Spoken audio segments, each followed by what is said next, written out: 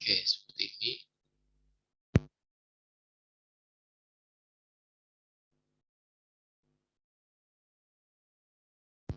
Oke, ya. Jadi seperti yang sudah dipelajari sebelumnya, pada algoritma kriptografi chipper abjad tunggal atau yang dikenal sebagai monoalfabetic chipper gitu ya.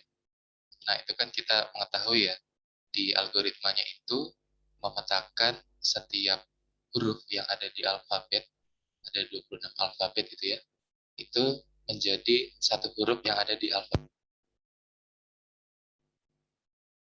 Dan pemetaannya itu pemetaan yang satu-satu ya, bijektif dan ya jadi satu-satu gitu. Jadi misalkan A dipetakan ke huruf tertentu, misalkan huruf X, B dipetakan ke M, ya dan seterusnya ya, itu contoh. Seperti itu dan satu-satu. Jadi tidak ada satu huruf yang dipetakan ke dua huruf, atau mungkin dua huruf yang beda dipetakannya ke satu huruf. Nah, jadi kalau chipper abjad tunggal itu satu-satu ya. Oke, dan itu kemungkinan kunci yang bisa terjadi karena ada 26 karakter, berarti jumlah kemungkinan kuncinya ada 26 faktorial. Kenapa bisa 26 faktorial? Yaitu karena sama saja itu kita mempermutasikan 26 karakter itu gitu ya, sebagai hasil pemetaan dari ya 26 alfabet itu gitu ya. Jadi kemungkinan kuncinya ada 26 faktorial. Oke, dan uh, oke, nah ini harapannya ya. Harapannya sih tidak bisa menyembunyikan hubungan antara plain text dan ciphertext. Nah, namun ternyata kalau kita menggunakan chipper abjad tunggal itu masih bisa kelihatan hubungan antar plain text dan ciphertext. Jadi hubungannya nanti kita bisa ketahui secara ini ya, secara statistik. Secara statistik kita bisa lihat hubungannya, itu hubungan antara ciphertext dan plain text-nya. Kemudian di sini huruf yang sama itu dienkripsi menjadi huruf ciphertext yang sama juga, ya. Nah, ini yang chipper abjad tunggal tadi. Oke, kemudian huruf yang sering muncul di plain text maka sering muncul juga di dalam ciphertext. Oke, mungkin yang poin kedua ini yang dimaksud tidak dapat eh, apa ini? Tidak dapat menyembunyikan ya. Oh ya benar ya di sini ya. Memang memang tidak dapat menyembunyikan hubungannya secara statistik karena alasannya ya ini tadi, huruf yang sering muncul di dalam plain text itu akan sering muncul juga di dalam.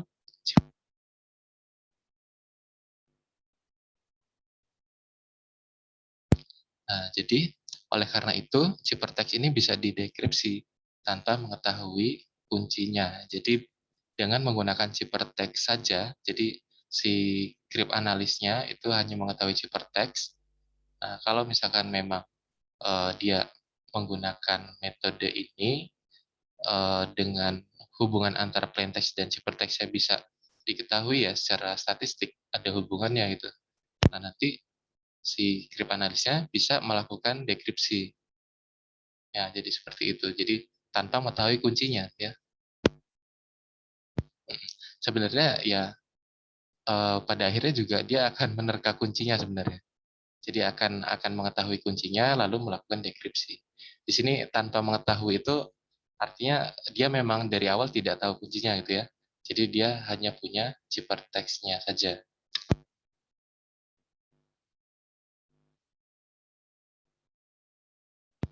Oke. Nah, metode yang digunakan ini ada beberapa ya. Ini mungkin yang sederhana. Jadi yang pertama metode terkaan. Nah, yang kedua secara statistik ya dengan analisis frekuensi.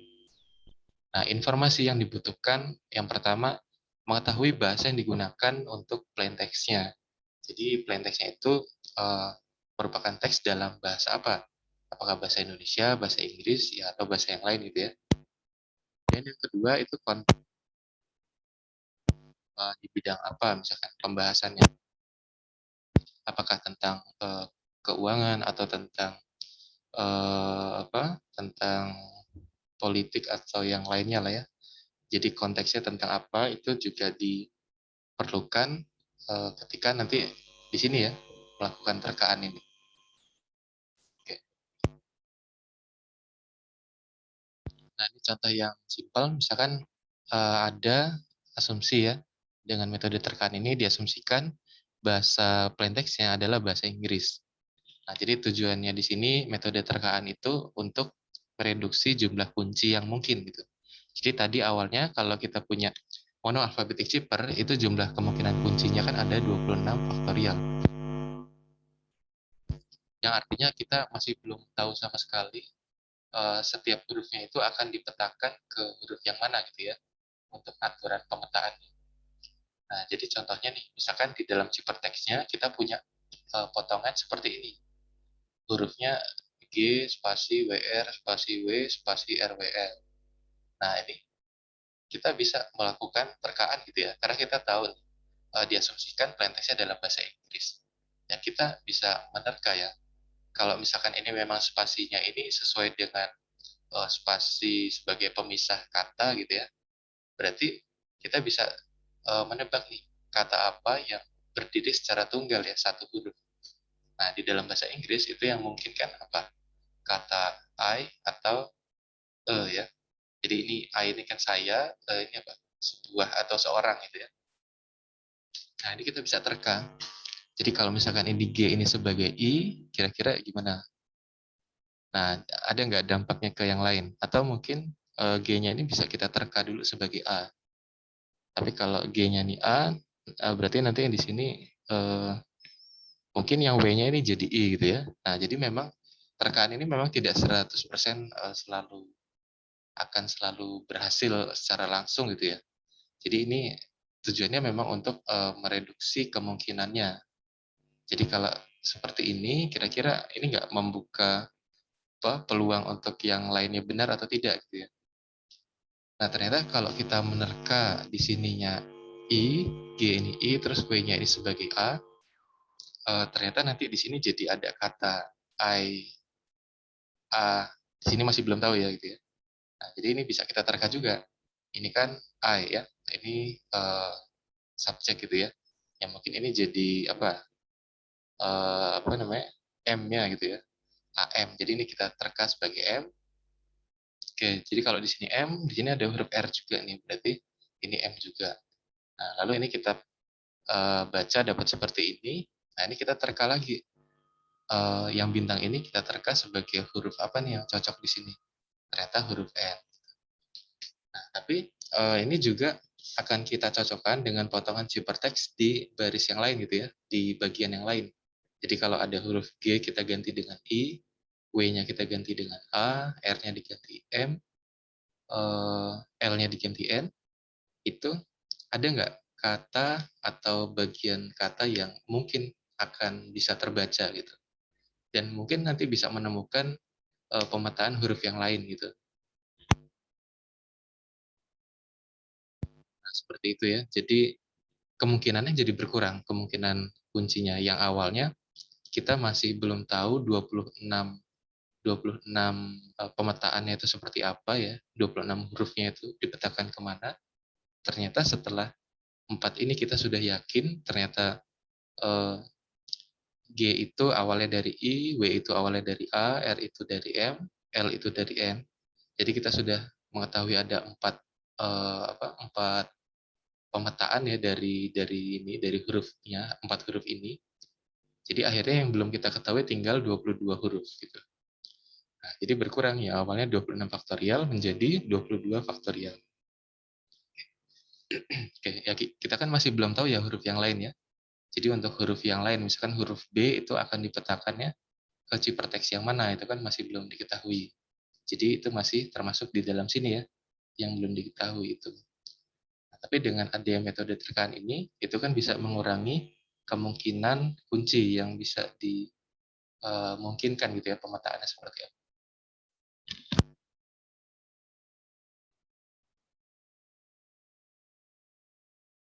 Nah, pemetaan, oh ya, metode terkaan tadi kan kita menebaknya adalah kalau misalkan memungkinkan untuk terbentuk kata seperti ini, maka kita akan terka, ya L ini akan menjadi huruf itu gitu ya. Nah, tapi terkaan juga bisa dipakai selain kita akan memilih huruf yang memang mungkin itu jadi pemetaannya, kita juga bisa menggunakan terkaan sebagai ini apa? Menghindari memilih huruf tersebut ketika memang kalau itu dipilih akan menjadi kata yang tidak bermakna gitu ya. Contohnya seperti ini, misalkan ada potongan ciphertext HKC, ini nggak mungkin kalau kita menerkanya H ini adalah sebelumnya dari dari Z, terus K ini sebelumnya dari Q, C ini sebelumnya dari K. Nah, karena kalau misalkan kita terka seperti ini kan menjadi kata yang tidak bermakna dalam bahasa Inggris.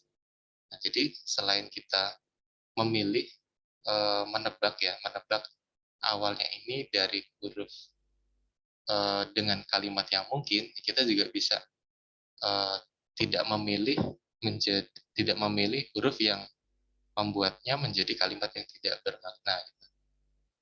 Nah, ini contohnya yang seperti ini. Oke, nah ini contoh lagi, misalkan ada potongan ciphertext seperti ini. Nah, ini kita melihat polanya. Jadi ternyata di sini ada bentuk ininya seperti ini ya. Ini ada berapa ini? Ada 6 huruf dalam satu kata, kemudian huruf ketiga dan empat dan keenamnya ini sama. Nah, jadi kita menebak nih huruf di dalam kata di dalam bahasa Inggris yang polanya seperti ini ada apa saja gitu ya. Ternyata kalau kita tebak itu bisa ada seperti ini. Nah, ada cheese, ada Mrs, ada Canon ya. Nah, jadi ini memang ada bisa lebih dari satu ya, dari satu kemungkinan. Karena di sini kan memang metode terkaan tidak 100% bisa langsung benar gitu. Jadi kita harus menerka di bagian potongan ciphertext yang lain. Jadi kalau misalkan H ini di dekripsi menjadi C gitu ya, terus A ini menjadi H, T ini menjadi E, P ini menjadi S, apakah di bagian potongan ciphertext yang lain dengan huruf yang sama tadi itu bisa menghasilkan uh, plain text yang mungkin sesuai juga gitu, sesuai maksudnya bisa apa, dimaknai atau ya bisa dipahami kalimatnya gitu. Kira apakah bisa dibaca seperti itu atau tidak gitu ya.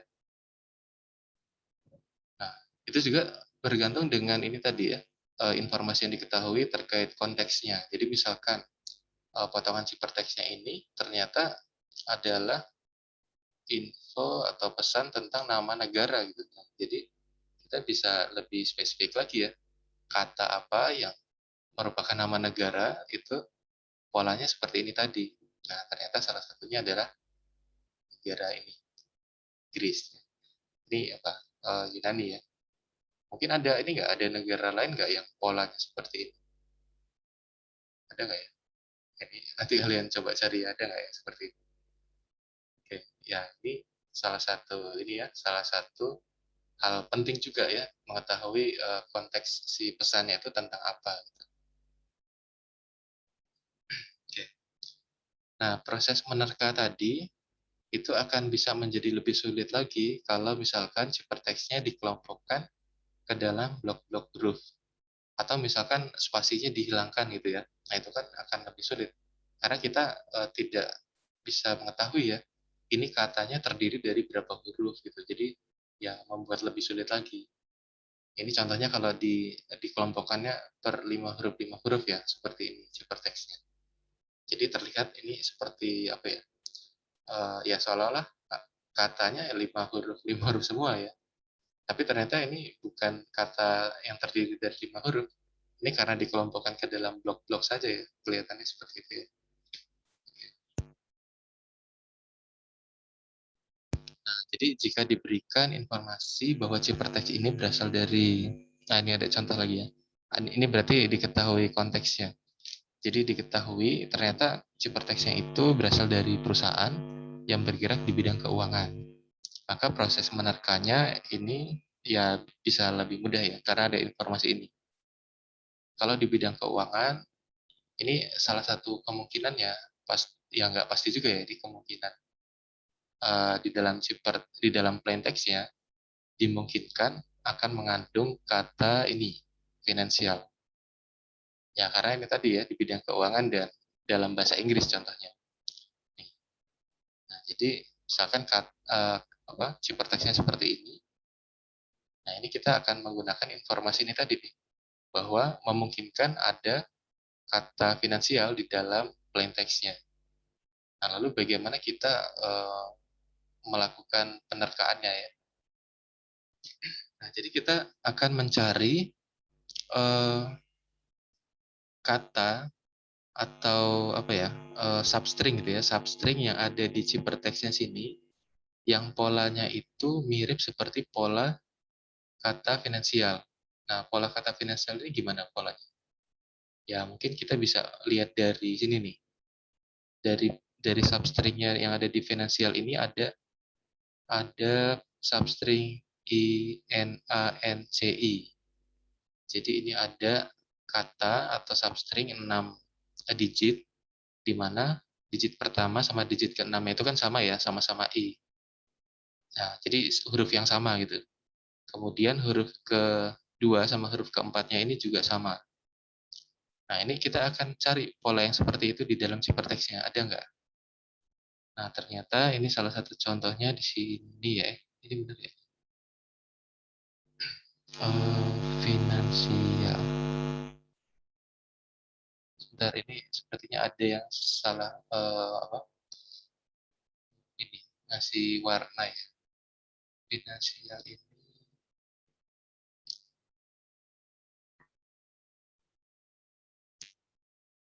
benar ya? Ini harusnya di sini ya, bukan? Sebentar, ini. Oh, dia ternyata di sini yang ini.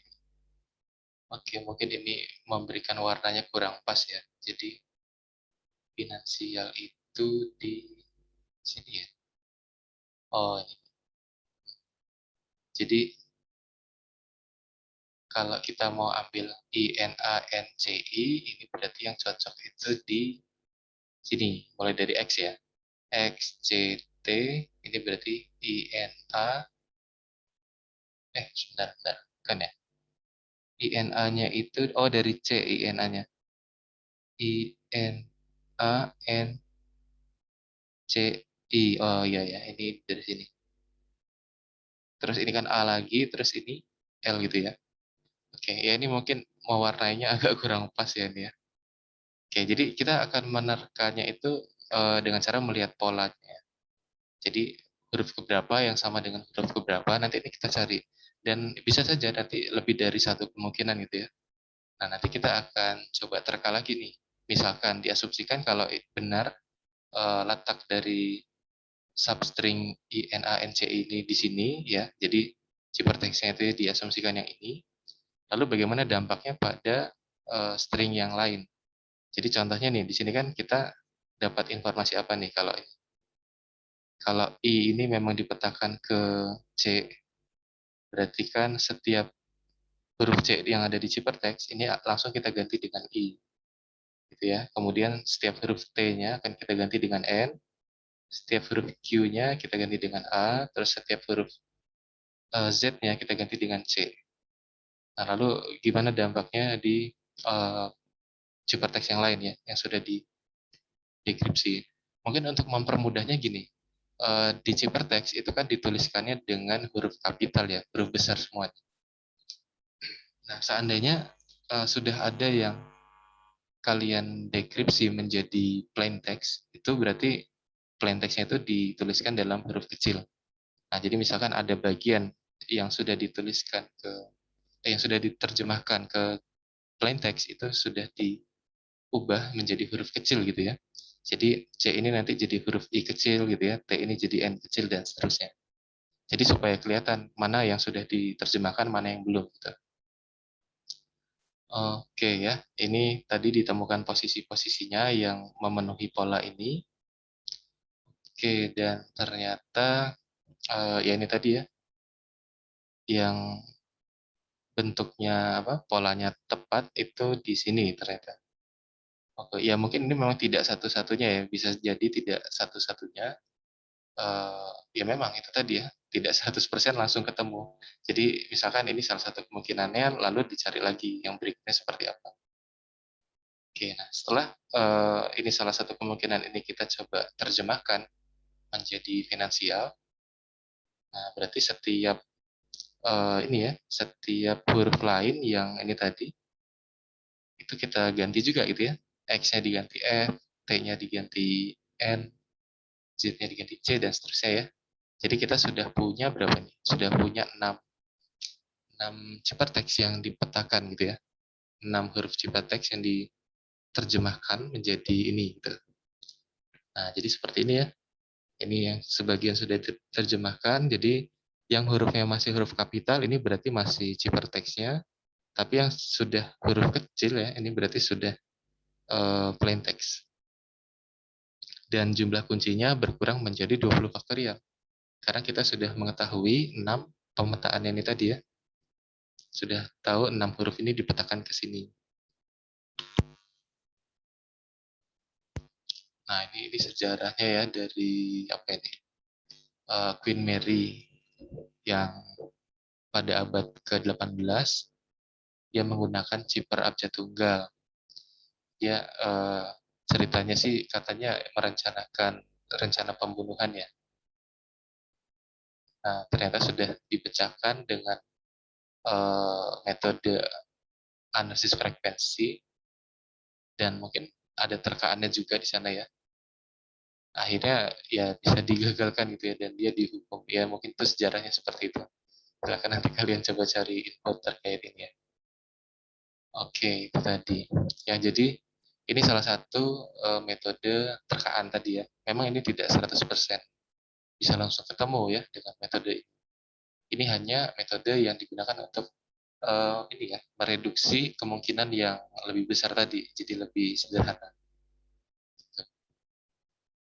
Nah, mungkin yang bisa lebih lebih akurat dibandingkan yang tadi gitu ya. Tadi kan hanya menerka-menerka saja. Nah, jadi kalau misalkan metode apa tadi monoalphabetic cipher ya, itu bisa dicoba dengan metode analisis frekuensi untuk melakukan grip analisnya. Gitu. Nah, jadi ini yang kedua ya, metode analisis frekuensi. Jadi ini berbasis statistik ya. Jadi kalau misalkan nih, ini ada suatu penelitian ya dalam suatu teks bahasa Inggris yang memiliki karakter yang banyak, nah, maksudnya ini teksnya banyak gitu ya, diambil dari novel dan surat kabar. Ternyata setelah dihitung frekuensi kemunculan hurufnya, itu ada sebanyak sekian ini persentasenya. Jadi huruf A itu ada 8,2% kemunculannya, huruf B itu 1,5% dan seterusnya.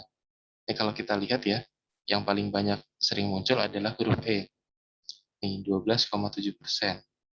Kemudian yang paling banyak keduanya itu huruf T ya, sini ya. Oke, dan yang paling sedikit itu mana? Oh, ini ternyata yang paling sedikit banyak ya. Ada huruf J, ada huruf Q, ada huruf V, huruf Y, dan huruf Z ya. Huruf V juga nih. Oke, dan ini ya, ini kalau kita buat dalam grafiknya seperti ini. Terus kalau kita urutkan dari yang paling sering muncul sampai yang paling jarang muncul ya, jadi seperti ini. Oke.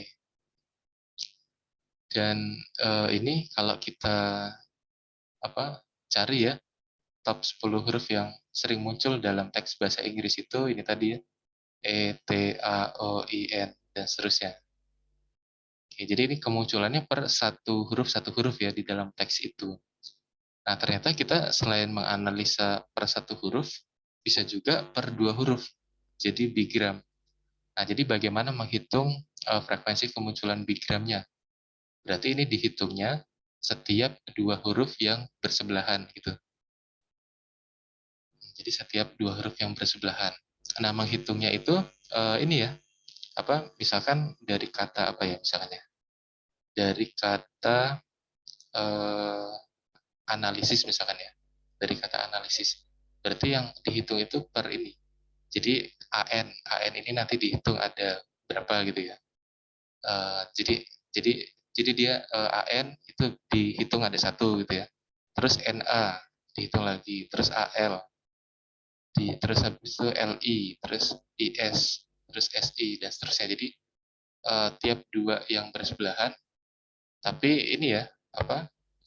Tadi kan AN terus NA juga dijadikan dua dua perhitungan yang berbeda gitu.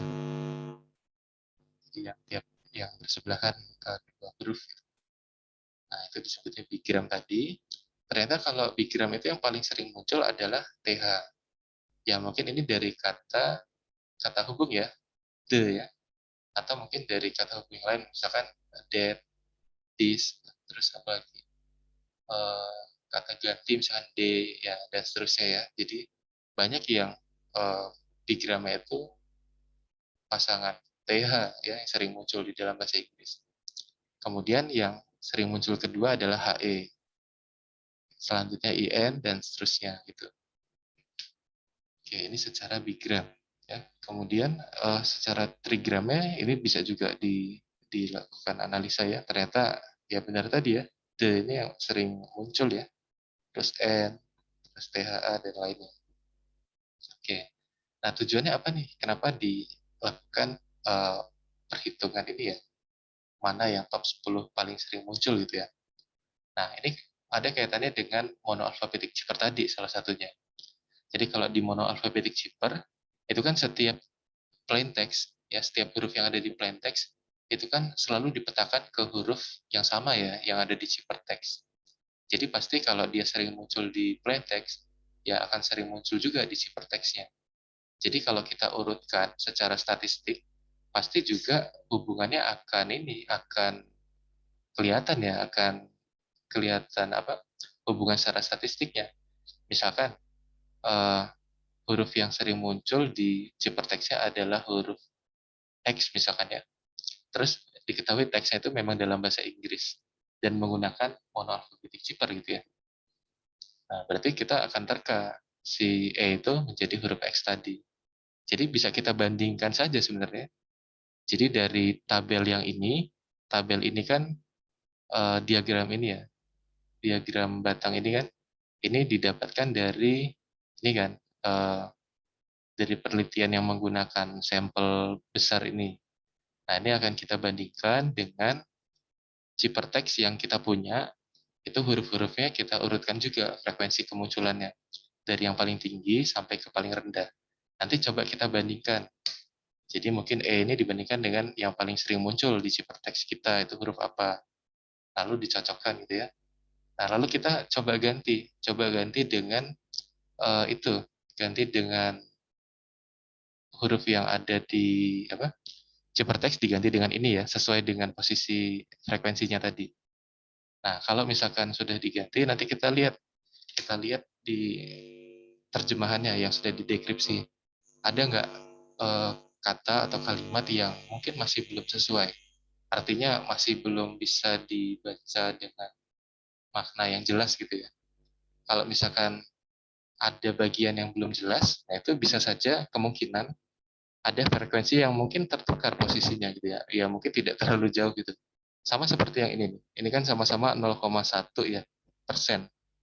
Ya mungkin bisa bertukar saja sebenarnya yang paling kecil itu bukan Z tapi si Y gitu ya. Jadi ya ini ada unsur terkaannya juga sih memang ya.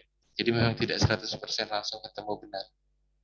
Nah, jadi ini setidaknya ya bisa membantu juga ya dalam melakukan grip analisis ini gitu. Gitu ya dengan tabel analisis frekuensi tadi. Oke, itu tadi kalau dalam bahasa Inggris. Nah, ini kalau misalkan dalam bahasa Indonesia. Nah, kalau dalam bahasa Indonesia ini yang sering muncul adalah huruf A. Ya, seperti yang kita ketahui ya, di kata-kata dalam bahasa Indonesia itu ya banyak huruf A ya yang sering muncul. Terus huruf N, terus huruf I ya dan seterusnya. Oke. Nah, jadi grip analis itu menggunakan tabel frekuensi tadi kemunculan huruf ya dalam bahasa Inggris sebagai alat bantu untuk melakukan dekripsi tadi. Gitu. Oke. Nah, jadi kemunculan huruf di dalam sebarang plain text itu tercermin dalam pada tabel tersebut. Nah, ini tadi ya, kalau huruf R yang sering muncul di ciphertext, kemungkinan besar itu adalah huruf E yang ada di plain text-nya tadi. Nah, ini langkah-langkahnya, ini yang tadi seperti saya jelaskan. Jadi, hitung frekuensi kemunculan huruf relatif ya. Kemunculan relatif huruf-huruf di dalam ciphertext. Ya, terus diurutkan, kemudian bandingkan hasil di langkah satu tadi dengan tabel yang sudah didapatkan dari sini ya. Nih. Jadi ini jadi referensi kita. Atau mungkin kalian ada referensi lain yang jumlah karakternya bisa lebih besar dari ini gitu ya, lebih banyak. Jadi mungkin lebih akurat lagi. Bisa dibandingkan. Nah, terus huruf yang paling sering muncul di dalam ciphertext kemungkinan adalah huruf E ya, sesuai dengan posisi ini ya, ranking frekuensinya tadi gitu. Oke, ya itu salah satunya. Nah, ini ada contoh ya. Misalkan ini ada ciphertext seperti ini, tapi ini harusnya mungkin lebih panjang lagi ya ciphertextnya. Ini mungkin hanya potongannya saja. Terus diketahui ini dalam bahasa Inggris dan cipher yang digunakan monoalphabetic cipher. Kemudian di dalam ciphertextnya diketahui frekuensi kemunculan hurufnya seperti ini.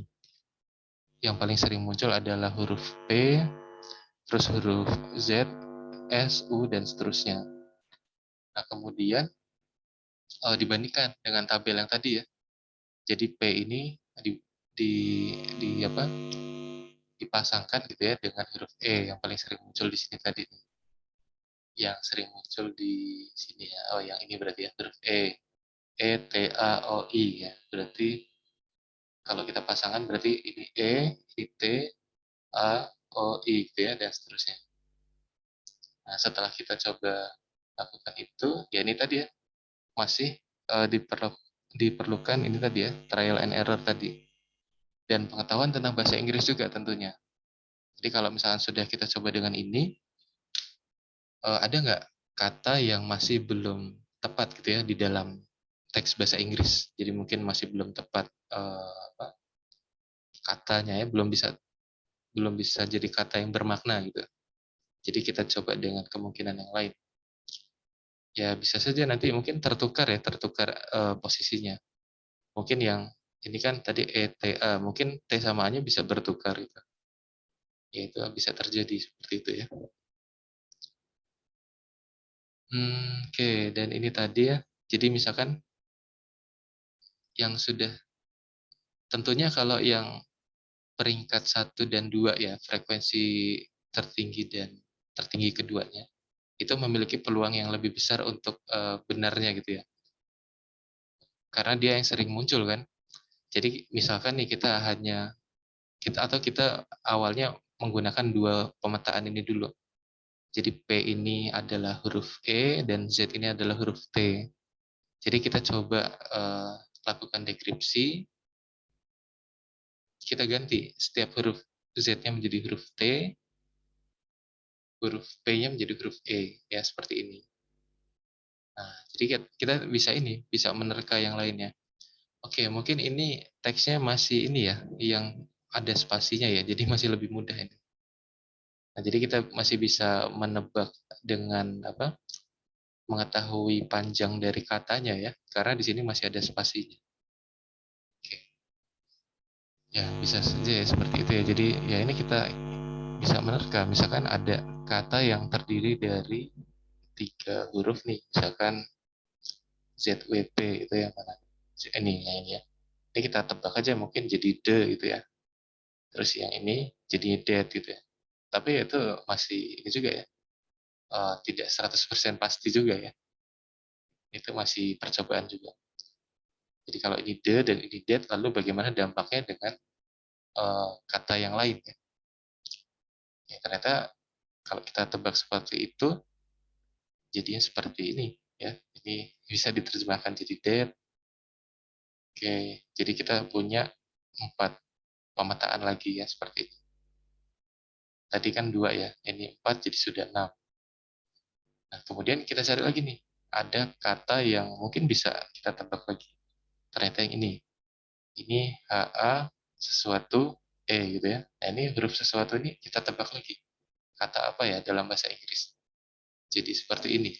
Ternyata ada banyak ya, ada seperti ini. Have, had, hell, has.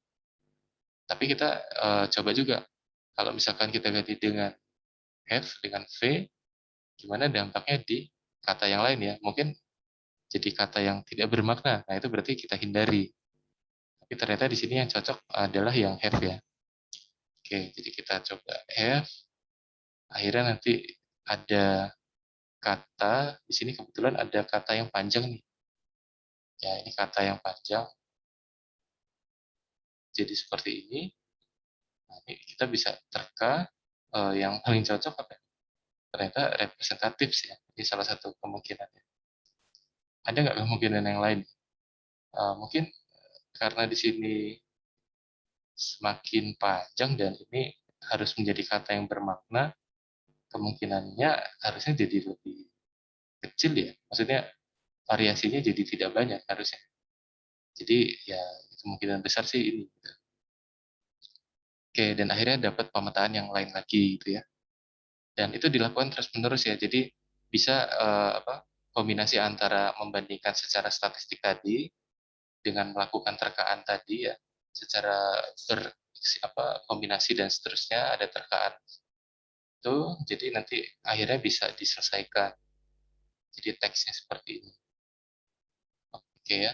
Ini sepertinya akan lebih efektif kalau hypertext-nya itu semakin besar ukurannya. Karena kalau hypertext-nya kecil ya seperti ini, ya frekuensi kemunculannya jadi tidak ini ya, tidak sesuai dengan yang diharapkan lah. Jadi misalkan kalau plain text ini biasanya kan yang sering muncul huruf E. Jadi karena keterbatasan dari panjangnya hypertext, nanti jangan-jangan yang paling banyak sering muncul bukan huruf E gitu ya, tapi huruf yang lain gitu ya. Jadi tidak sesuai nanti. Jadi akan lebih efektif kalau teksnya ini semakin panjang. Ya, kalau ingin dicoba dengan statistik tadi ya, analisis frekuensi. Oke. Dan ini bisa juga kalau misalkan spasinya dihilangkan ya, seperti ini. Tapi tentu akan lebih rumit dibandingkan yang tadi ya. Karena kalau yang tadi kan kita bisa tahu ya, katanya ini panjangnya berapa huruf gitu. Nah, kalau ini tidak ada spasinya. Jadi kalau tidak ada spasinya ya kita mungkin ini tadi menggunakan cara yang tadi ya, mengetahui konteks dari plain text yang membahas tentang apa yang kata finansial tadi ya, salah satunya ini jadi alat bantu juga di sana. Kemungkinan ada kata apa gitu ya di dalam teksnya. Oke. Ya, ini tadi. Oke, terus mungkin bisa juga kalau tadi kan kita membandingkannya hanya yang ini ya, hanya yang monogram. Jadi yang satu-satu tadi ya. Mana tadi? Yang ini nih, huruf yang sering muncul tapi yang sendiri-sendiri. Mungkin bisa juga kita bandingkannya yang bigram, tiap dua huruf yang bersebelahan gitu ya. Nah, jadi ini kita coba hitung juga. Misalkan ciperteksnya ini tadi. Nih, tiap huruf yang bersebelahan. Nah, jadi kita nanti melakukan counting ya, penghitungan. Jadi di sini akan terhitung nih pasangan LI terhitung satu gitu ya. Terus IV terhitung satu, VI, terus IT, TC, CS, SW dan seterusnya ya. Nanti akan dibandingkan dengan urutan yang bigram tadi gitu. Nah, ternyata ini kalau yang monogram itu yang paling sering muncul huruf I. Kalau bigram XL, kalau trigram XLI. Oke, nah ini kalau kita cocok-cocokkan ya dengan apa yang sering muncul di plain text itu kan D sama TH ya. Ternyata ini ya, ternyata cocok gitu ya. Jadi ya karena sudah tepat seperti ini, ya kita kemungkinan besar ya kita akan pilih itu gitu. Jadi ini kalau di dekripsi menjadi X ini menjadi T, L ini menjadi H gitu. Ya, tinggal kita melihat kemungkinan yang lain. Oke, jadi ini coba diterjemahkan. Oke, terus coba ambil bagian yang mungkin bisa kita terka gitu ya. Ternyata di sini ada date ya. Date itu ada di mana nih?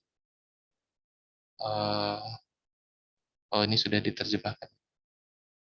Oke, ya nanti ini ya, di sini dicari bagian yang bisa ada kata ini, ternyata date di sini ya. Nah, di sini. Oke, ya ini tadi ya menggunakan terkaan. Kemudian, nah di sini ada bagian yang seperti ini. eh, R, ini dia ngambil dari baris yang mana ya? R, T ini, sebentar. Mana ya? Kalian bisa nggak menemukan kata ini nih di dalam sini nih?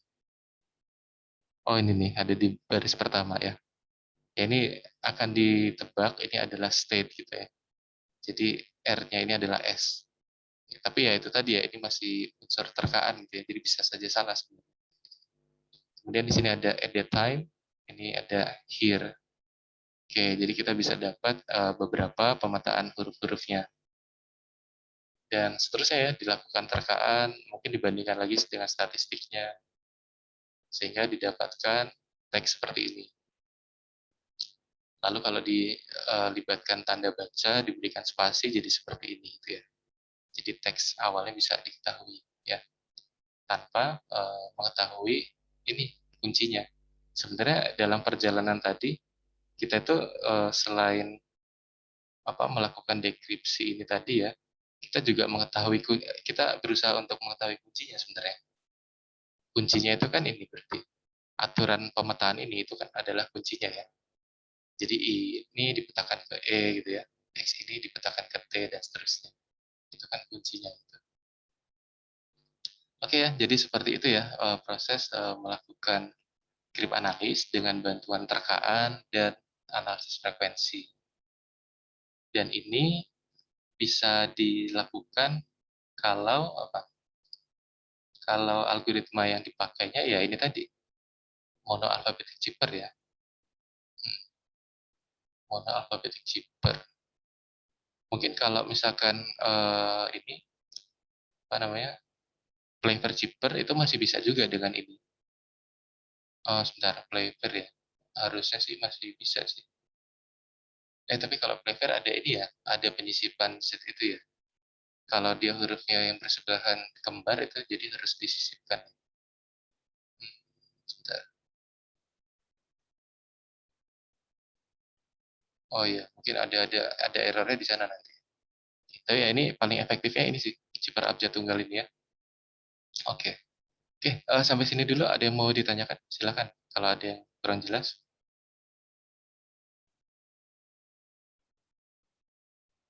Tapi saya rasa sih ini ya bisa ya, karena hanya membandingkan. Yang penting kalian bisa ini, bisa melakukan apa perhitungan karakter dalam satu teks ya. Bisa kan ya menghitung ada berapa frekuensi kemunculan karakter dalam teks. Nah, ini kan tinggal di ini aja buat apa? Dibuat perhitungannya. Misalkan yang muncul huruf H, berarti frekuensi huruf H-nya nanti di plus satu gitu ya. Terus berikutnya huruf E, berarti di plus satu lagi di bagian huruf E. Gimana? Ada yang mau ditanyakan sampai sini? Sudah cukup jelas?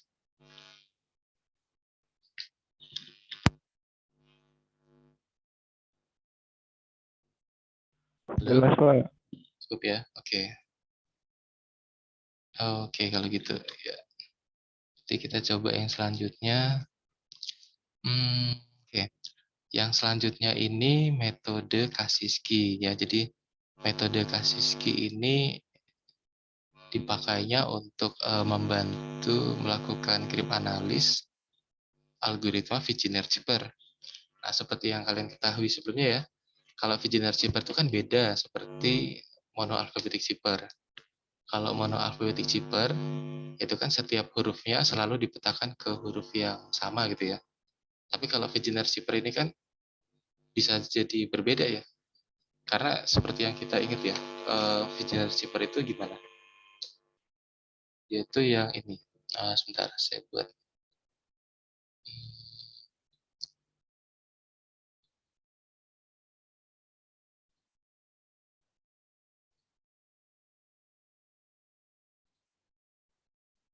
Visioner Zipper itu yang ini ya, misalkan katanya apa ya? Katanya ini dia apa namanya? Institut misalkan ya. Institut. Oke. Kemudian yang menjadi kuncinya ini kan misalkan plain text-nya gitu ya. Yang menjadi kuncinya itu key-nya itu adalah apa misalkan kuncinya misalkan eh, key aja misalkan ya. Key. Nah, jadi ini key itu adalah kuncinya. Jadi kan ini diulang-ulang itu terus ya. Karena dia panjang kuncinya itu lebih pendek dari plain text. Jadi harus diulang seperti itu. Lalu mendapatkan hypertext-nya kan dengan cara ini kan, melakukan penjumlahan ya seperti ini. Penjumlahan modulo 26. Nah, jadi I ini kalau ditambah dengan K ini gimana? I itu berapa sih? I itu 8 ya kodenya. K itu berapa? 10. Jadinya 18. 18 itu jadi apa? S ya, 18 ya. Sebentar. Kalau T itu kan 19 ya. S ya berarti ya. Oke, terus kalau N itu kan 13, E itu 4, jadinya 17. 17 itu apa? Hmm, apa 17 itu? R ya. Oke, terus ini S itu tadi berapa? 18. Benar ya? Benar ya. Terus Y itu 24 ditambahin berapa ini? 12, 42, terus kurang 26. Mod 26 berarti 6, berapa ini? 16 ya. 16 itu huruf apa ini? 16 huruf apa? Q ya, dan seterusnya. Nah, ini pasti nanti di sini akan ini ya, huruf yang sama di plain text. Ini karena dia mendapatkan kunci yang berbeda, pasti hasil hypertext-nya ini berbeda juga nih ya. Nah, jadi pasti di sini nanti bukan S ya, dia yang lain karena dia ditambahnya dengan E. Ya, ini itu kan tadi berapa? 8. E itu 4 ya. Ini berarti 12. 12 itu M ya. Oke, nah berarti sini M gitu ya. Nah, ini huruf I di sini dia dipetakannya menjadi huruf yang berbeda ya karena kebetulan dia mendapatkan kunci yang berbeda di sini. Nah, ini berarti kalau kita coba dengan analisis frekuensi secara langsung gitu ya, ini nggak bisa ya dicari hubungan secara statistiknya. Nah, berarti dengan cara apa nih? Ternyata kita dengan metode Kasiski ini, pertama yang harus, pertama yang harus kita ketahui adalah panjang kuncinya. Karena itu kan jadi salah satu pengaruhnya juga ya, panjang kuncinya ini berapa gitu. Sehingga nanti kita tahu nih, di sini ini akan kena di huruf yang sama atau tidak dengan yang di sini. Nah, ini kebetulan ada yang sama nggak di sini ya? Di sini nggak, kebetulan nggak ada yang sama ya. Tapi mungkin nanti di sini ya, misalkan di sini ada Institut Teknologi misalkan ya di sini ya, Teknologi Sumatera gitu kan. Teknologi dan seterusnya. Ini misalkan dilanjutkan lagi Y. Nah, ini di sini kebetulan ya eh, huruf yang sama nih T ya, dia kenanya di ini kunci yang sama juga nih. Nah, ini kan bisa jadi bisa ini ya apa? Bisa kebetulan bisa sama gitu ya, sama-sama mendapatkan kunci yang sama. Dan ini dipengaruhi dari panjang kuncinya juga ya. Panjang kuncinya ini berapa? Jadi adalah hal yang penting juga untuk mengetahui panjang kunci dari visioner chipper yang dipakainya gitu. Nah, sehingga muncullah ini nih metode Kasiski. Oke ya. Metodenya ini secara tidak langsung sebentar. Saya ini Oke, metode Kasiski tidak secara langsung menemukan kunci Vigenère zipper-nya apa gitu ya, tapi dia akan membantu kita menemukan panjang kuncinya. Jadi panjangnya ada berapa karakter ya, berapa digit gitu. Metode Kasiski ini dia memanfaatkan keuntungan ya, bahwa bahasa Inggris tidak hanya mengandung perulangan huruf. Oke. Hmm, Sebentar, ini perulangan huruf ini maksudnya gimana nih? Bahwa bahasa Inggris tidak hanya mengandung perulangan huruf. Atau mungkin ini ya, apa yang dimaksud ini dalam bahasa Inggris itu sangat minim eh, apa kata itu yang memiliki perulangan huruf, huruf ya. Sebentar, ini maksudnya gimana nih? Tetapi juga perulangan pasangan huruf triple atau ini. Oke, sebentar. Perulangan kelompok huruf ini ada kemungkinan menghasilkan kriptogram yang berulang. Oke, mungkin kita kita lihat dengan ini nih contohnya maksudnya seperti apa. Jadi di sini kita punya plain text ya, plain text seperti ini. Crypto is short for cryptography. Terus kuncinya adalah ABCD.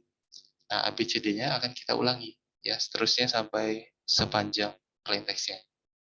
Ternyata di sini ada bagian yang ciphertext-nya itu sama karena dia mendapatkan kunci yang sama ya sesuai posisinya gitu. Nih, ini kan di sini ada kata crypto plain text-nya. Kuncinya ABCD AB untuk yang ini. Nah, untuk kripto yang kedua juga sama kebetulan ya. Dapat kuncinya ini juga. Nah, jadi pada contoh ini kripto itu dienkripsi menjadi kriptogram yang sama. Tapi ada juga kemungkinan yang meskipun ini sama-sama kripto tapi dia mendapatkan kunci yang tidak sama gitu ya, sesuai posisinya. Contohnya seperti ini. Seandainya kalau kuncinya ini kita ganti dengan ABCDE. Nah, jadi ABCDE ini ABCDEF ya. Ada 6 digit berarti ya. Kalau tadi kan cuma 4. Ada 6. Terus kita ulang. Ternyata kripto ini akan menjadi ciphertext yang berbeda ya. Nah, ini di sini kripto menjadi ini, di sini kripto menjadi ini ya, beda nih. Nah, kenapa bisa demikian? Nah, ini pengaruhnya itu dari jaraknya, jarak plain text tadi yang sama tadi. Ya, secara intuitif, kalau jarak antara dua buah string yang berulang di dalam ciphertext merupakan eh, kelipatan dari panjang kunci, maka string yang sama tersebut ya akan muncul menjadi kriptogram yang sama juga di dalam ciphertext-nya. Oke, coba kita lihat ya. Di sini contoh yang pertama tadi, kripto dengan kripto ini jaraknya ada sejauh berapa? 16. Jadi kalau menghitung jarak dari teks yang berulang, itu kalian hitungnya dari karakter atau huruf yang samanya gitu ya. Jadi di sini misalkan dari C yang huruf paling pertama ya di kripto ini. Nah ini C ke C ini ada jaraknya berapa? Dihitung. Nah ini ada 16 ya. Dia ngitungnya gini ya. C ke R ini kan 1 gitu ya. Terus ini 2, 3, 4, 5, 6, 7, 8, 9, 10, 11, 12, 13, 14, 15, 16 gitu. Nah, jadi dari C ini ke C ini sejauh 16. Ini jaraknya. Dan ini adalah kelipatan dari panjang kunci yang dipakai tadi. Ini kan panjang kunci yang dipakai kan 4 ya. 4 itu kan habis membagi 16. Karena habis membagi, ini pasti ABCD ini nanti akan berulang menjadi kelipatannya ini tepat di sini gitu. Jadi pasti si C ini itu nanti akan menjadi huruf pertama di dalam kuncinya. Jadi pasti ini akan mulai dari A lagi di sini. Nah, jadi itu yang membuat di kata kripto ini dia akan mendapatkan kunci yang sama juga dengan kripto yang pertama tadi. Nah, itu syaratnya. Jadi panjang kuncinya itu harus habis membagi jaraknya ini tadi gitu. Oke ya. Oh, ya, itu syaratnya. Nah, untuk contoh yang kedua tadi, itu ini tidak habis membagi. Coba, ini kan tadi jaraknya sama-sama 16 ya. Yang dibedakan kan tadi kuncinya. Di sini kuncinya panjangnya sepanjang 6 digit. Nah, 6 ini kan tidak habis membagi 16. Nah, jadi di sini ketika A, B, C, D, E, F ini diulang, ini kripto yang kedua ini dia dapat kuncinya awalnya bukan A, tapi E dia ya. Nah, sehingga ini akan menjadi beda ciphertext-nya karena kuncinya tadi berbeda juga gitu ya. Oke. Nah, jadi metode Kasiski ini tujuannya ya, dia itu kita akan mencari dua buah atau lebih kriptogram yang berulang itu untuk menentukan panjang kunci. Jadi kita akan mencari pasangan kriptogram yang berulang. Jadi kan ini artinya kan satu pasang nih. Kita mendapatkan kripto di sini dan kripto sebentar. Kalau kriptogram yang berulang berarti kita lihatnya di ini ya. Sebentar. Kita lihatnya di ciphertext-nya, sorry. Kita lihatnya di ciphertext. Karena kan si cryptanalyst itu kan tidak bisa melihat plain text-nya ya. Jadi yang dia bisa lihat adalah ciphertext-nya. Jadi kita lihat di ciphertext-nya, ada nggak potongan kriptogram yang berulang. Nah, jadi contohnya seperti ini. Jadi dia membaca yang ciphertext ini ternyata ada yang berulang, yaitu di sini sama di sini. Nah, kemudian dihitung jaraknya. Dari C ke C ini berapa. Setelah dihitung, ini kan diketahui 16 gitu ya. Nah, jadi dia akan menebak, ya ini lagi-lagi ada terkaan juga di sini ya. Dia akan menebak panjang kuncinya itu adalah bilangan yang habis membagi 16 gitu. Nah, itu kan kemungkinannya juga ada banyak ya. Ada 8, ada 4, ada 2, bahkan 1 itu juga habis membagi 16. Tapi kalau 1 ya panjang kuncinya cuma 1. Artinya itu sama sama seperti ini apa? Caesar Cipher kalau panjang kuncinya 1 ya. Oke. Nah, jadi itu diterka panjang kuncinya itu adalah bilangan yang habis membagi 16. Nah, tapi kalau gitu ada nggak coba cara lain atau supaya bisa langsung ini atau mungkin mengurangi kemungkinannya. Karena ini kan kalau 16 kan kecil gitu ya angkanya. Gimana kalau yang lebih besar? Nah, jadi kita harus mencari lain lagi. Mencari pasangan kriptogram lain lagi di tempat yang lain yang berulang juga. Jadi mungkin di suatu tempat yang lain gitu ya, di baris yang lain ada kriptogram yang berulang juga. Nah, jadi mungkin terpisahkan berapa baris gitu ya. Nah, itu nanti kita hitung juga jaraknya berapa di pasangan kriptogram yang baru tadi. Nah, misalkan jaraknya itu 24 misalkan ya. Nah, terus kita akan menerka juga kan pastinya. Panjang kuncinya itu pasti habis membagi 24 gitu ya. Kemungkinan besar habis membagi 24.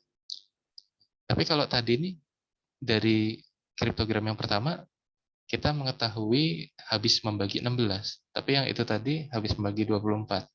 Nah, yang benar yang mana itu? Nah, berarti kalau seperti itu harusnya habis membagi dua-duanya. Nah, berarti kalau habis membagi dua-duanya kaitannya dengan apa? Kaitannya dengan ini faktor pembagi bersama atau FPB gitu ya. Nah, jadi kita akan mencari FPB dari beberapa jarak kriptogram yang berulang tadi gitu. Nah, itu ya, itu berarti salah apa intinya dari metode Kasiski seperti itu. Sehingga langkah-langkahnya bisa kita jabarkan seperti ini.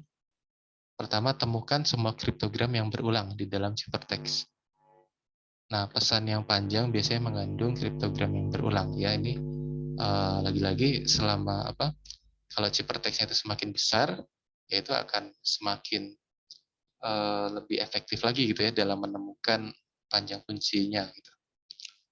Oke, kemudian setelah ditemukan ada beberapa pasang ya kriptogram yang berulang, itu dihitung jaraknya. Jarak antar kriptogram yang berulang itu berapa? Jaraknya setelah dihitung, nah lalu hitung FPB-nya ya. Ini sebenarnya langsung aja hitung FPB dari ini dari jarak-jarak tadi itu ya, dihitung FPB-nya. Ya ini sebenarnya irisan ini kan maksudnya FPB ya, ini pembagi bersama gitu ya. Jadi FPB-nya. Ini nih yang keempat itu maksudnya secara langsung sudah FPB dari yang ini tadi. 3 dan 4 ini intinya sih mencari FPB. Nah, FPB-nya tadi itu adalah yang menjadi kemungkinan panjang kuncinya gitu.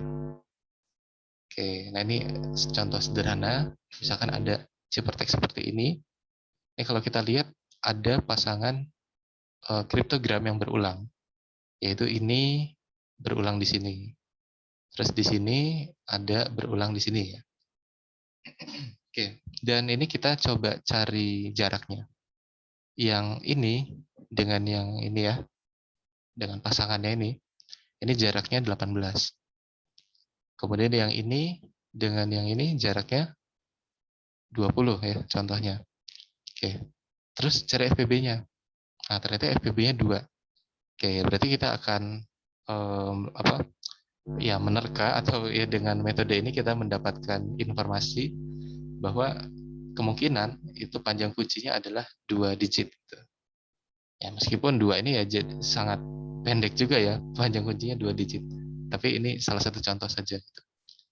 Dan akan lebih efektif lagi kalau kriptogram yang berulang ini juga merupakan string yang berukuran besar gitu ya.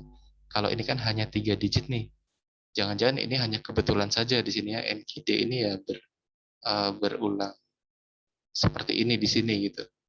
Jadi akan lebih efektif lagi kalau ini yang berulangnya juga semakin panjang. Misalkan ada berapa, misalkan ada 10 digit gitu ya, atau 20 digit yang berulang gitu ya, itu lebih lebih baik lagi seperti itu. Oke ya, itu caranya untuk mendapatkan panjang kuncinya gitu. Oke, setelah panjang kunci diketahui, maka ya langkah berikutnya adalah menentukan kata kuncinya. Ya, ini kalau misalkan panjang kuncinya itu tidak terlalu panjang, kita bisa menggunakan brute force ya, menerka semua kemungkinan dari kata kuncinya itu apa. Tentunya kalau panjang kuncinya P ya kemungkinan yang bisa kita tebaknya ya ada 26 pangkat P.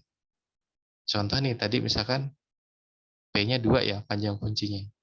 Berarti kalau secara brute force ya kita bisa menerka ada berapa? Ada 26 pangkat 2 kemungkinan. Oke, jadi bisa dengan coba-coba seperti itu. Nah, tapi kalau selain dengan coba-coba dengan brute force tadi ya, kita juga bisa menggunakan analisis frekuensi lagi.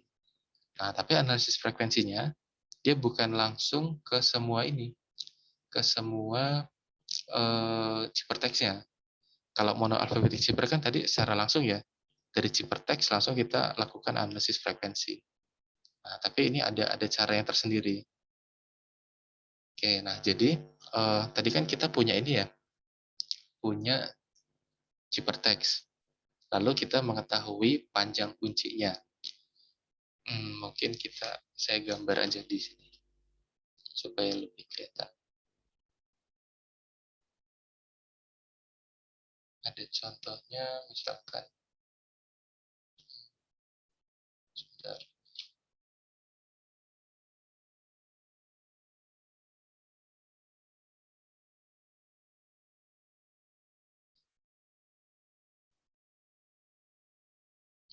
Oke, ini panjang kuncinya 5 ya. Nih.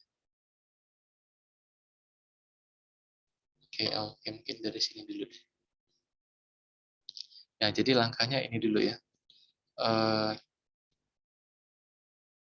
jadi langkah-langkahnya, misalkan panjang kuncinya sudah ditemukan ya dari metode Kasiski tadi. Jadi tadi kan namanya Kasiski. Nah, lalu setiap huruf kelipatan ke n pasti akan dienkripsi menjadi dengan huruf kunci yang sama. Karena kuncinya tadi kan berukurannya si n tadi ya, berukuran n. Nah, maka kelompokkan setiap huruf ke n bersama-sama. Nah, sehingga setiap huruf yang pada posisi kelipatan n tadi itu tuh sebenarnya jadi ini, jadi substitusi abjad tunggal tadi. Jadi seperti apa? Caesar Cipher gitu ya. Jadi seperti Caesar Cipher. Atau ya memang kelihatannya lebih mudah pakai ini ya. pakai apa namanya? Saya ambil ini aja contoh ya. Misalkan plain text-nya ini apa? Misalkan apa ya? Ini aja. Institut Teknologi Sumatera gitu ya. Terus ya segini aja misalkan. Nah, terus ininya uh, kata kuncinya misalkan ambil apa ya? Kata kuncinya ya. Kata kuncinya misalkan kripto aja. Kripto misalkan. Kalau kripto ada 6, saya mau ambil yang panjangnya 5 digit. Apa ya? Yang panjangnya 5 digit ya. Mungkin ini aja deh. Senin gitu ya. Nah, ini hari Senin gitu. Terus ini kan akan berulang ya, akan berulang terus gini, akan berulang seperti ini ya. Nah, seperti ini. Seterusnya nih. Oh, ini sebentar. Ini kalau ini nanti kalian jadi bisa langsung menebak ini ya. Kata kuncinya mungkin ini aja A B C D E aja, biar kelihatan beda semua. A B C D E A B C D E seterusnya ya. A B C. Nah, ini pas nih ya. Oke. Nah, jadi ini kan yang kita tahu kan tadi panjang kuncinya itu ada 5 ya, P-nya ada 5. Tapi kita belum tahu itu kuncinya itu apa gitu. Ini A ini sebagai huruf apa gitu, ini masih dalam variabel gitu. Yang pastinya yang kita ketahui apa? Ini kan pasti akan dipetakan dengan huruf A ya, sehingga nanti hasil ciphertext-nya apa gitu ya. Nah, yang di sini akan huruf A juga nih, sehingga akan jadi ciphertext apa gitu ya di sini. Ini akan dapat huruf A juga.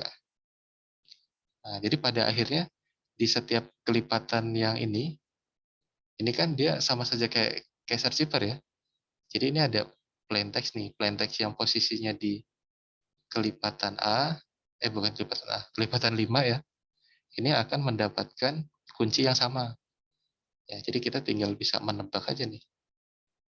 Menebaknya pada akhirnya bisa pakai analisis frekuensi juga. Ya, jadi caranya itu gini. Anggap saja ini kan tadi ada 5 ini ya, ada 5 huruf ya. Sorry, ada 5 digit kuncinya. Nah, berarti ciphertext-nya, oh ya, tapi ini bukan ciphertext ya, ini plain text ya. Oke, misalkan ini misalkan ya, ini misalkan dienkripsi menjadi ciphertext C1, C2, C3 sampai CN gitu ya. Oke. Yang kita ketahui panjang kuncinya adalah 5. Nah, berarti kita akan mempunyai 5 kelas. 5 kelas itu adalah K1, K2, K3, K4, K5 gitu ya. Nah, kelas yang satu ini itu diambil dari ciphertext dari huruf ciphertext C1 gitu ya. Terus yang di sini ini berarti C4, C5, C6. Berarti di sini C6. Yang selisihnya itu 5 gitu. Jadi nanti ini ada C11, ada C16, seterusnya sampai akhir.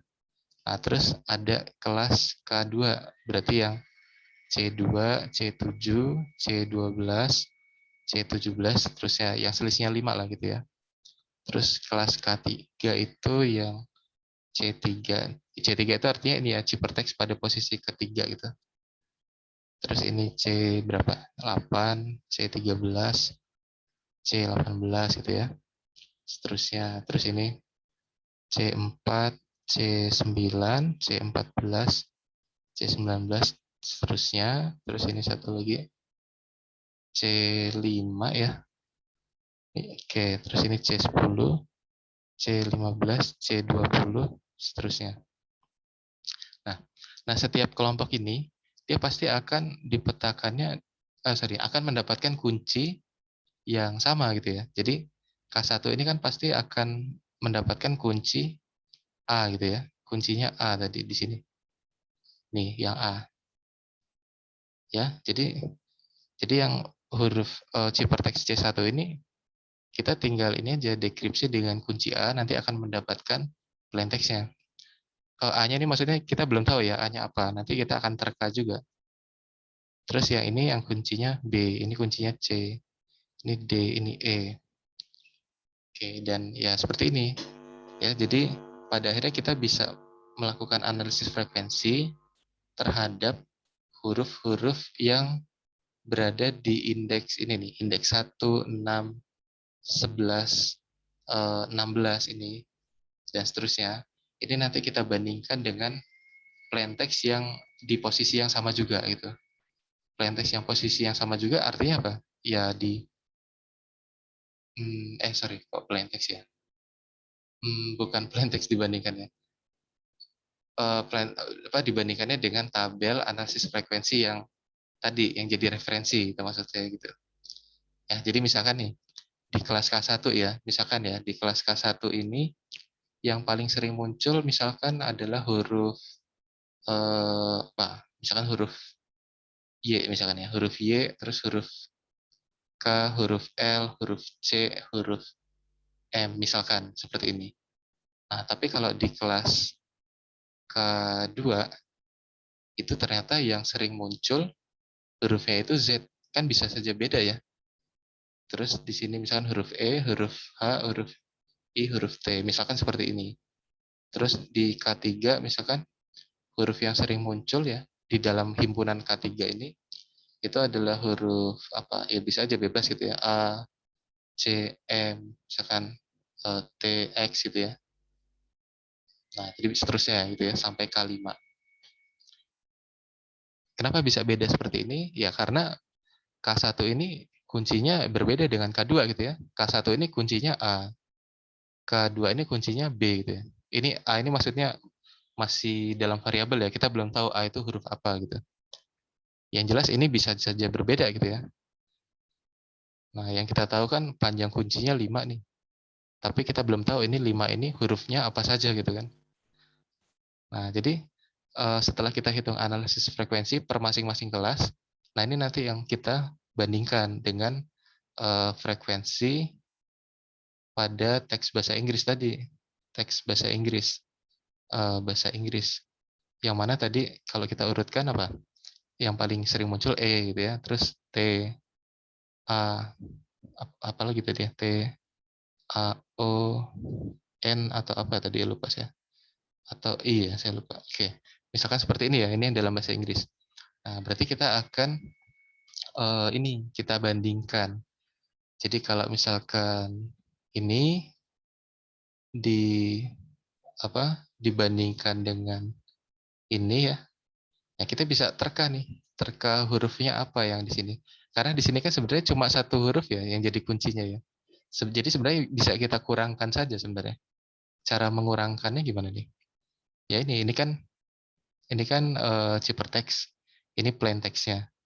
Jadi kalau misalkan plain text ditambah kunci sama dengan ciphertext ya, berarti kalau ingin mendapatkan kunci gimana?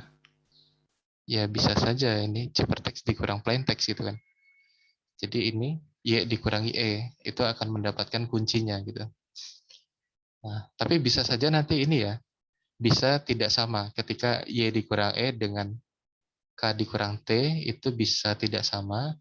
Nah, tapi nanti kalian bisa melihat mana yang kemungkinan besarnya sama, yang hampir selalu benar gitu, hampir selalu sama. Mungkin ini dikurang ini nanti sama dengan A, tapi mungkin yang ini tidak sama dengan A, tapi nanti ada di bagian lain yang sama dengan A lagi gitu ya. Yang paling dominan gitu ya, yang mana. Ya tentunya itu ada terkaan juga gitu ya. Sehingga nanti dari sini kita akan mendapatkan informasi bahwa di kelas K1 ini kuncinya adalah A gitu. Ya, di kelas K1 ini kuncinya A. Nah, terus ini kita lakukan juga di kelas K2. Z-nya kita kurangin E, terus E-nya kita kurangin T, seterusnya ya. Lalu kita akan cek mana yang paling cocok gitu ya, sehingga mendapatkan B ini nih, kuncinya yang mana.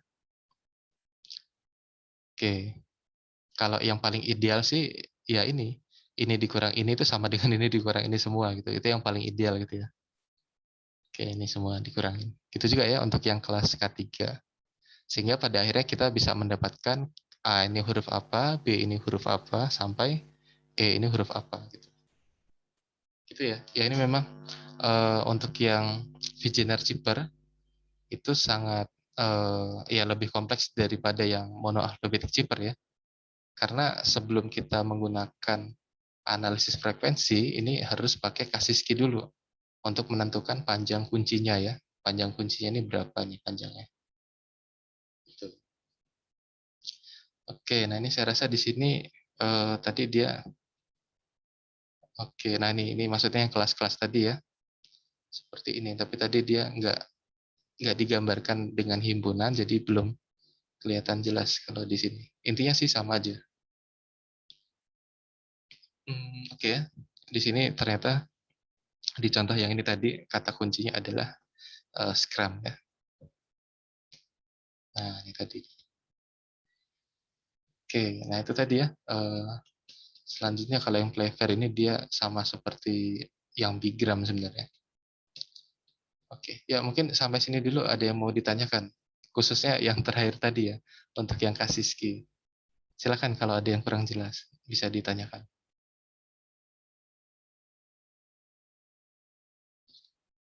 Nanti ini saya bagikan deh yang ini tadi ya. Tapi ini hanya coretan saja sih sebenarnya. Silakan kalau ada yang kurang jelas. Pak, mau nanya Pak, Oh ya, silakan. Siapa nih namanya? Alfarizi Pak. Oh ya, silakan. Gimana? Yang jadi masalahnya itu kan eh, kita nggak tahu algoritma apa yang dipakai buat Betul. enkripsi Mm-mm. zippernya gitu Pak. Mm-mm. Kira-kira ada trik nggak Pak buat nentuin itu Pak? Apa harus coba semua Pak? Nah, Kalau harus oke. nyoba semua, limitnya sampai berapa kali percobaan gitu Pak? Nah, itu ya. Nah, jadi memang itu salah satu ini juga. Algoritma yang dipakai itu kita juga nggak tahu algoritma apa gitu ya. Nah, jadi itu memang harus kita terka juga. Tapi ada satu hal yang harus jelas, algoritma itu adalah algoritma yang umum diketahui. Jadi kalau yang umum diketahui, tentunya ya tidak sampai tak terhingga. Maksudnya jangan sampai ada metode atau algoritma yang dimodifikasi secara mandiri tahapannya sehingga tidak dikenal sama banyak orang gitu ya. Nah, itu yang dihindari karena seperti yang prinsip yang waktu itu ya, algoritma yang dipakai itu adalah algoritma yang umum yang diketahui banyak orang, tapi yang rahasia itu adalah kuncinya. Jadi eh, tingkat keamanan itu adalah pada saat ingin memecahkan kuncinya tadi. Nah, jadi kalau misalkan memang algoritma itu sama sekali tidak diketahui gitu ya, tidak tahu nih pakai algoritma yang mana, ya analis itu memang harus menerka juga. Jadi mencoba semua kemungkinan algoritma yang mungkin bisa dipakai gitu ya. Tapi tentunya yang umum-umum gitu. Jadi bukan modifikasi yang mandiri dari si kriptografernya lah gitu. Gitu. Kalau boleh tahu Pak, kenapa ada yang peraturan apa namanya Oh, yang tadi ya, Krakow tadi ya, algoritmanya harus umum gitu ya. harus umum iya, bukannya kalau lebih aman kalau mandiri gitu Pak. Terus nggak ada yang tahu gitu cara kerja algoritmanya Pak. Oke. Nah, karena itu ini juga sih kalau misalkan setiap orang nanti bisa memodifikasi tahapan, nanti jadi tidak tidak efisien gitu dalam sebagai alat untuk berkomunikasi gitu. Jadi misalkan ini nih Hmm, jadi algoritma itu kan sama saja sebagai alat untuk berkomunikasinya gitu ya. Nanti setiap orang bisa seolah-olah menggunakan alat yang berbeda gitu untuk berkomunikasinya. Jadi ya itu salah satu prinsip ini sih, prinsip yang disebutnya prinsip Kerckhoff ya namanya ya. Mhm. Jadi memang yang paling baik itu algoritmanya yang sudah, umum, bisa diketahui banyak orang, tapi untuk mendapatkan apa namanya, eee, kuncinya tadi, itu yang harus harus sangat sulit gitu. Mhm. Oke, sebenarnya itu juga ya, coba bayangkan kalau misalkan algoritmanya itu bisa macam-macam gitu ya. Jadi bahkan mungkin setiap orang nanti, ini, apa, jangan-jangan bisa lupa, ini tadi saya berkomunikasinya pakai algoritma yang mana dengan si orang itu gitu ya. Karena, algoritmanya adalah hasil dari modifikasi sendiri gitu ya. Nah, jadi nanti kalau terlalu banyak, algoritma yang dipakai untuk berkomunikasi, untuk ke satu orang tertentu mungkin ya, itu nanti ini, apa, ya mungkin tidak efisien juga, mungkin butuh, butuh apa, butuh penyimpanan informasi untuk apa ya, bukan informasi ya, ibaratnya dia dia ingat tadi itu menggunakan algoritma yang mananya itu bisa lebih ini, lebih apa ya, mmm, dibandingkan mengingat banyak algoritma yang dipakai, mending algoritmanya satu, tapi cara mendapatkan kuncinya itu yang dipersulit gitu maksudnya. Nah itu sih maksud saya sih ke situ gitu. Ya baik Pak, dimengerti Pak, makasih Pak. Oke. Ada lagi mungkin?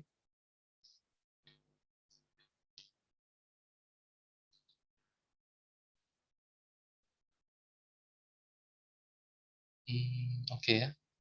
Nah, nanti kalian saya kasih ini ya, tugas minggu ini.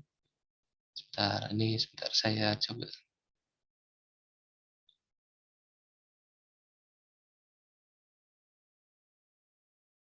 Oh ya mungkin hari ini apa, nggak terlalu lama lah ini ya, tinggal ini saja sebenarnya materinya. Oke, saya kasih tugas ini ya, mana ya tugas minggu 5. Nah ini dia.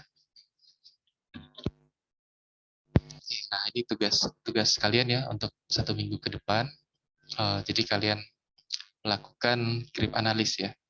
Jadi nanti dituliskan dalam bentuk laporan, maksimal 3 orang. Jadi di sini tugasnya kalian melakukan krip analis dari cerita yang tersedia dalam bentuk ciphertext. Ya di sini ada linknya. Jadi nanti kalian pilih satu saja dari 8 cerita yang tersedia di sana. Mungkin ini saya copy dulu ininya. Apa di sini? Sebentar.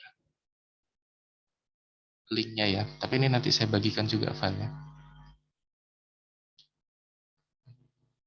Sini aja. Ya itu bisa saya kasih di chat ya di situ. Nah, jadi di situ ada 8 file ya, 8 cerita untuk dilakukan proses script analisis dan dijelaskan secara bertahap kalau misalkan ada metode terkaan atau metode analisis frekuensi atau metode Kasiski gitu ya yang dipakai gitu. Nah, nanti juga disertakan screenshot potongan ciphertext yang terlibat. Jadi misalkan di dalam proses terkaannya, misalkan kalian tampilkan aja screenshot atau mungkin kalian ketik juga nggak apa-apa. Jadi di dalam baris kalimat ini kalian menerka kalau potongan ciphertext yang ini adalah kata ini gitu ya. Jadi tahapannya dituliskan setiap terkaannya. Kalau di proses metode analisis frekuensinya kalian bisa tampilkan tabel frekuensinya, frekuensi hurufnya gitu ya.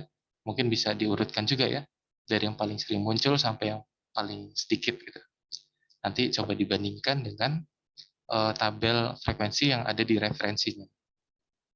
Oke, kemudian yang kasih key gitu juga, kalian screenshot potongan kriptogram yang berulang itu. Itu jaraknya berapa, terus pada posisi yang mana gitu. Maksudnya contoh contoh yang berulangnya yang mana gitu. Oke, jadi sampai nanti pada akhirnya teksnya itu bisa diterjemahkan seluruhnya. Oke, ya, ciphertext-nya diasumsikan hasil dari oke. Ya, jadi ciphertext ini diasumsikan nih algoritmanya itu ada dua kemungkinan, yang monoalphabetic cipher atau yang viginal cipher. Tapi di situ saya tidak memberikan informasi yang mana yang monoalphabetic, mana yang viginal cipher gitu ya. Oke, saya lupa juga itu yang monoalphabetic cipher ada berapa dari 8 itu. Ya, yang jelas ada beberapa yang monoalfabetik, beberapa yang viginal cipher gitu ya. Oke, ya dan ini yang dikumpulkan dalam laporannya seperti ini, ada cover, tulis juga judul cerita yang dipilihnya, terus ada daftar isi, ciphertext keseluruhan lampirkan saja di laporannya, terus penjelasan tahapan tadi ya, metode-metode terkaannya tadi, setiap terkaannya dijelaskan di sana, kemudian kesimpulan aturan enkripsinya. Jadi misalkan kalau ternyata pakai monoalphabetic cipher ya berarti aturan pemetaan enkripsinya itu apa dalam bentuk tabelnya gitu ya. Itu disimpulkan, jadi kuncinya itu kan aturan pemetaannya itu. Tapi kalau ternyata dia yang visioner cipher ya berarti kata kunci yang berulang itu kata kuncinya apa. Oke. Kemudian tuliskan lagi plain text-nya yang sudah diterjemahkan secara keseluruhannya apa gitu. Oke ya, ini tugas untuk minggu depan seperti ini. Ini nanti dikumpulkannya per kelompok, mungkin perwakilan saja. Tapi setiap orangnya nanti ini ya, menuliskan yang ada di Google Sheet waktu itu, dia yang mengumpulkan siapa ya di dalam kelompoknya itu. Oke, seperti ini ya. Oh, nah di sini ada 8 ini ya, 8 teksnya nih di sini. Misalkan yang ini nih ya. Nah, di sini ada cerita Hansel and Gretel. Nah, ini dalam dalam ciphertext. Dan di sini masih ini ya, ada spasinya dan tanda bacanya. Jadi lebih mudah juga. Kalian misalkan pakai yang metode terkaan gitu ya, masih lebih mudah di sini. Oke, seperti itu. Ada yang mau ditanyakan untuk tugasnya ini? Atau sudah cukup jelas?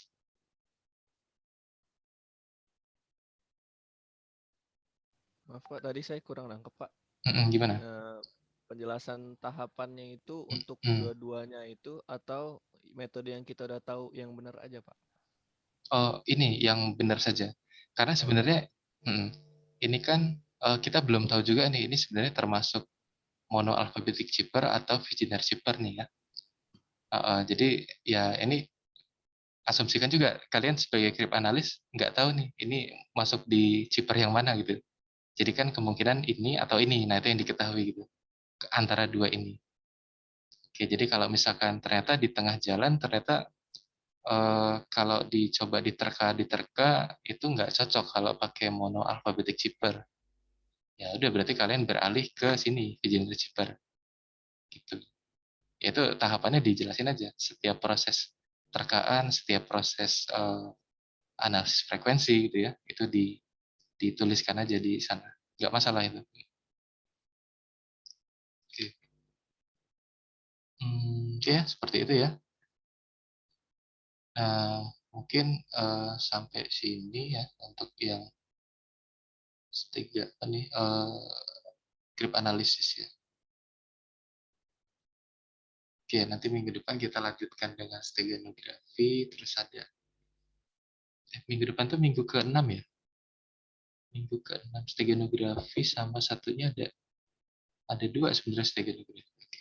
Ya mungkin nanti minggu ke-7-nya kita ini ya, kita kuis ya minggu ke-7 sebelum UTS. Jadi kuisnya di minggu ke-7. Disiapkan aja ya untuk kuisnya. Dan semoga bisa ikut semua ya kuisnya ya. Oke, ada lagi yang mau ditanyakan? Sudah cukup jelas? Oke, kalau sudah cukup jelas, ya mungkin ini ya materinya sampai sini dulu untuk yang hari ini. Oh ya, silakan dinyalakan dulu kameranya. Saya coba screenshot.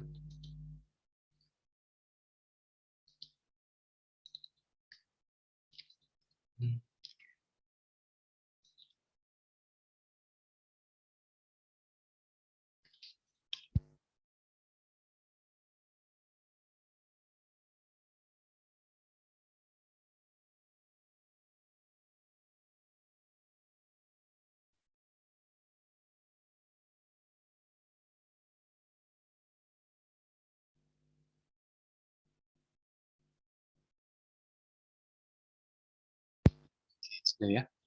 Oke, oh ya untuk ini ya, untuk apa presensinya. Sebentar. Oke, untuk apa namanya kode presensinya ini aja.